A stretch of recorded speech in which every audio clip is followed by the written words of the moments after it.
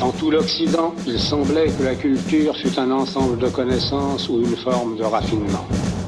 Mais depuis le début du siècle, la confrontation des grandes cultures de l'humanité a fait de la culture un problème.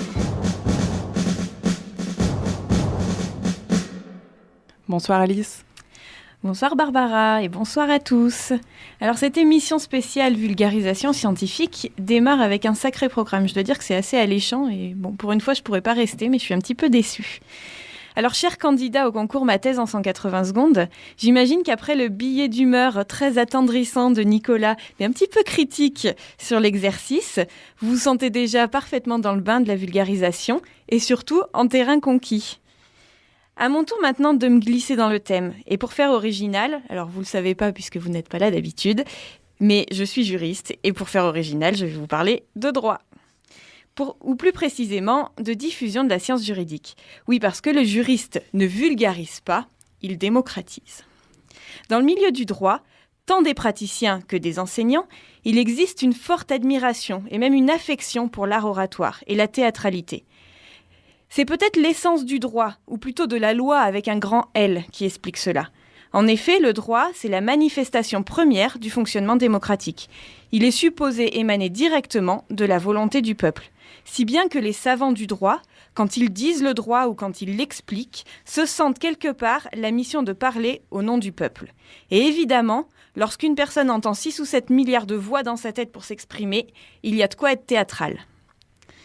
Le discours juridique revêt plusieurs rôles, et le plus connu d'entre tous est probablement celui de convaincre. Le rôle même de l'avocat et de la plaidoirie en est l'exemple le plus flagrant. Le procès même est organisé de façon à déséculariser les tribunaux. La tenue des avocats, des magistrats, le protocole respecté à la lettre en font un lieu d'artifice qui, même s'il creuse parfois un fossé entre les profanes et les connaissants, demeure une tradition que les juridictions, mais pas non plus la population, ne sont pas prêtes à abandonner. La bouche de la loi que sont les juridictions se satisfait de son piédestal et du spectacle qu'elle renvoie aux individus. Mais cette théâtralité ne s'arrête pas aux portes des juridictions. Et quand il s'agit de convaincre, les juristes savent sortir le grand jeu et jouer de toutes les techniques verbales et déclamatoires pour arriver à leur fin.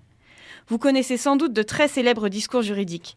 L'un de ceux qui m'a beaucoup marqué, c'est celui de Robert Badinter, prononcé devant l'Assemblée nationale le 17 septembre 1981 pour l'abolition de la peine de mort. On voit par exemple, ou on entend plutôt, qu'il prend son public à partie dès le début de son discours en annonçant « Cette communion d'esprit, cette communauté de pensée à travers les clivages politiques montre bien que le débat qui est ouvert aujourd'hui devant vous est d'abord un débat de conscience et le choix auquel chacun d'entre vous procédera l'engagera personnellement. » Puis il fait appel aux émotions et à la culpabilisation du public. Il se trouve que la France aura été, en dépit de tant d'efforts courageux, l'un des derniers pays, et presque le dernier, et je baisse la voix pour le dire, en Europe occidentale, dont elle a été si souvent le foyer et le pôle, à abolir la peine de mort. Le discours est très long et je ne vais pas vous le détailler, mais au-delà de la réforme juridique majeure dont il s'agissait, ici, la maîtrise de l'art oratoire était plus importante que la simple diffusion scientifique. Finalement, la réforme était une mesure facilement intelligible. Au-delà de l'art de convaincre, le vrai rôle de diffusion, c'est sans doute celui de l'universitaire, de l'enseignant, chargé de transmettre la science millénaire qu'est le droit aux générations futures. Et là, s'il est clair que les juristes gardent leur singularité, les matières se rapprochent sans doute. Je ne sais pas si les autres disciplines ont l'équivalent de notre bordel de droit. Alors, bordel de droit, c'est une page Facebook qui recense toutes les perles des enseignants. Et sur cette page, on y constate que les étudiants apprécient et relèvent particulièrement les excentricités de leurs professeurs. Et du coup, il y a une espèce de concours entre les profs pour figurer sur bordel de droit. C'est sans doute pour eux, pour les étudiants, un atout pour absorber la science qui leur est transmise. Comme beaucoup d'auteurs l'ont écrit, la rhétorique, dans son sens le plus noble, n'est surtout pas à sous-estimer dans la diffusion scientifique. Mais c'est sans doute vrai dans toutes les matières. Nous l'avons d'ailleurs entendu récemment lorsqu'un professeur clermontois de lettres a fait tout un discours en alexandrin qui a beaucoup marqué les esprits. En réalité, au-delà de l'aspect théâtral comme dans toute discipline, La diffusion de la science juridique doit reprendre des codes, sans doute universels, afin de mettre le destinataire en mesure d'obtenir une maîtrise satisfaisante du sujet. Et ça, c'est sans doute vrai dans toutes les matières.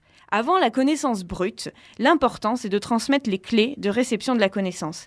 Et c'est sans doute grâce à la méthodologie propre à chaque discipline, à la méthodologie de chaque discipline. Il s'agit donc de poser des jalons, maîtriser le vocabulaire, inculquer un raisonnement.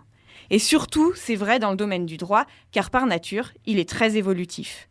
D'ailleurs, ça me fait penser à nos étudiants en droit, j'ai entendu qu'ils nous écoutaient, qui vont se prendre une réforme du Code civil en octobre de plein fouet et qui auront tout ça à gérer. Et ça, ce sera grâce à la méthode. Pour en revenir à MT 180, il est à la charge du connaissant, face à son public profane, de s'adapter au format de diffusion qui lui est proposé. Il est vrai que le mode de diffusion est important et qu'on peut débattre sur l'aspect inadapté ou adapté des fameuses 180 secondes. Toujours est-il qu'à moins de se retrouver dans une caverne seul avec son élève, il y a toujours des contraintes. Et c'est sans doute ça aussi la qualité de l'enseignant, du conférencier et du candidat à ma thèse en 180 secondes. Sur ces mots qui relèvent peut-être davantage du billet d'humeur que de la diffusion de la science, je vous laisse sans aucun lien avec Janis Joplin.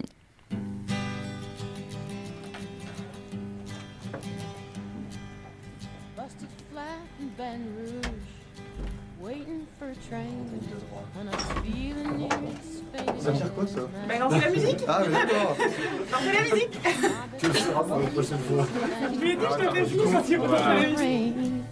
Wrote a song the way to New Orleans.